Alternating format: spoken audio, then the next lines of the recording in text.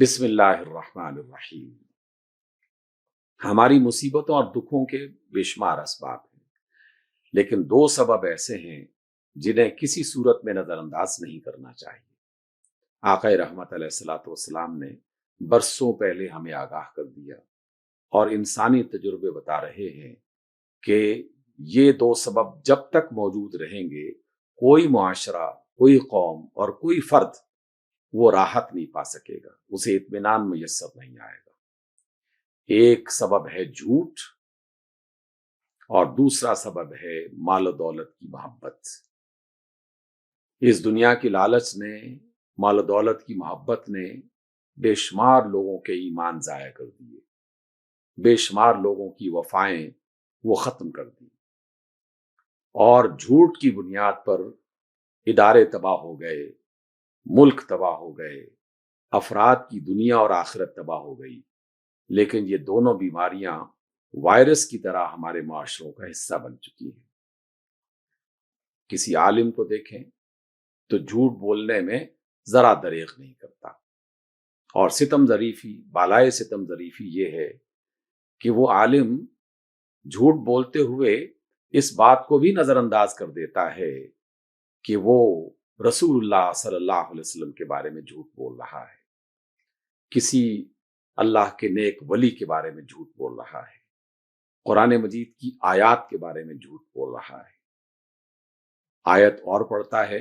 معنی کوئی اور کر دیتا ہے۔ رسول اللہ صلی اللہ علیہ وسلم کے ساتھ جھوٹی روایتیں منسوب کر کے اپنی بات پہنچانے کی کوشش کرتا ہے، حالانکہ رسول اللہ صلی اللہ علیہ وسلم نے بڑے واضح الفاظ میں یہ ارشاد فرما دیا تھا کہ جس نے جان بوجھ کر مجھ پر جھوٹا الزام لگایا یا مجھ سے کوئی جھوٹی بات منسوب کی، وہ اپنا ٹھکانہ جہنم میں بنا لے۔ کیسے ہم دلیر آدمی ہو چکے ہیں کہ اللہ پر، اس کے رسول پر، رسول اللہ کے محبوب اصحاب پر اور اللہ کے نیک ولیوں پر بھی جھوٹ بولنے سے اور باندھنے سے کوئی گریز نہیں کرتے۔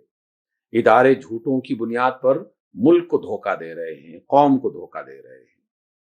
اور دانشور مسلسل جھوٹ کی بنیاد پر پیسے کما رہے ہیں، اور یہ سمجھتے ہیں کہ ہم نے دنیا کما لی اور بہت بڑی نعمت ہمیں میسر آ گئی۔ انہیں جان لینا چاہیے کہ دنیا بھر کی ساری دولت بھی اگر انہیں میسر آ جائے، لیکن اگر وہ جھوٹ اور بددیانتی کی بنیاد پر انہیں میسر آئی ہے تو بس چند لمحوں کی بات ہے، چند سال کی بات ہے، چند مہینوں کی بات ہے، انہوں نے اس دنیا سے چلے جانا ہے۔ ان کی یہ ساری کی ساری کمائی ہوئی دولت ان کے لیے وبال جان بن جائے گی، اور بے شمار لوگ دنیا میں بھی اپنی زندگی کے اندر اس مال و دولت جو جھوٹ اور فریب سے کمایا جاتا ہے، اس کی مصیبت میں مبتلا ہو چکے، اور آئے دن ہم ایسے لوگوں کو دیکھتے رہتے ہیں۔ اس لیے اپنی زندگی سے جھوٹ کو ختم کیجیے، اپنی زندگی سے دنیا کی لالچ کو ختم کیجیے۔ لالچ انسان کو کہیں کا نہیں رہنے دیتا، اور جھوٹ دنیا اور آخرت کی بربادی کا دوسرا نام ہے۔ جس نے بھی اس کو اختیار کیا، کبھی کسی صورت میں بھی اسے اطمینان میسر نہیں آئے گا۔ جتنی بھی عدالتیں ہیں، عدالتوں میں فیصلہ کرنے والے لوگ وہ اس بات کو جان لیں کہ اگر جھوٹ کی بنیاد پر فیصلہ کیا گیا یا جھوٹ کی حمایت کی گئی تو وہ اپنی عاقبت کو بھی اور اپنی دنیا کو بھی خراب کر رہے ہیں۔ صحافیوں کو بھی جان لینا چاہیے کہ اگر جھوٹ کو فروغ دے رہے ہیں اور ان کے ساتھی بن رہے ہیں تو ان کی دولت ان کے کسی کام نہیں آئے گی، اور ان کی موجودہ تھوڑی سی شہرت بہت جلد ذلت میں بدل جائے گی۔ اور اگر حکومت اور حکمران، مختلف لوگ وہ اس میں مبتلا ہیں اور جھوٹ کی بنیاد پر اور دنیا طلبی اور دنیا کمانے کی خاطر اپنی وفا بیچ رہے ہیں، اپنا ایمان بیچ رہے ہیں، تو ان کے لیے بھی یہ دنیا کسی صورت میں راحت کا سامان نہیں بنے گی، اور آخرت میں جو اللہ تعالیٰ کی طرف سے رسوائی اور ذلت ملے گی، اس کا تو کیا ہی کہنا۔ رسول اللہ صلی اللہ علیہ وسلم کا فرمان گرامی ہے، اے لوگو، دنیا میں اگر تمہیں سچ بولتے ہوئے اور حق کی حمایت کرتے ہوئے تھوڑی سی رسوائی بھی ہوتی ہے تو یہ رسوائی آخرت کی رسوائی کے مقابلے میں کچھ بھی نہیں ہے۔ اس لیے ہمیں آخرت کی فلاح اور دنیا میں بہتری کے لیے سچ کو اپنانا چاہیے، جھوٹ سے گریز کرنا چاہیے،